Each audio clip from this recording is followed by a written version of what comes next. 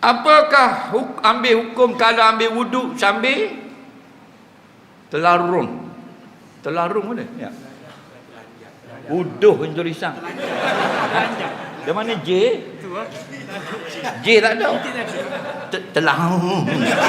Ada baca gitu. Ni, biar tanya-tanya, apakah hukum ambil wuduk telanjang? Wuduknya sah. Okey, kalau rata. Sebab apa? Wuduk ni basuh muka, basuh tangan, sapu kepala, sapu telinga, basuh kaki. Kalau membuat semua tu sah serta dengan niat.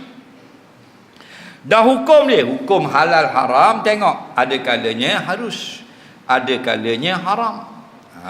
Bila harus? Kalau kita telanjang di tempat yang tidak ada mata yang melihat.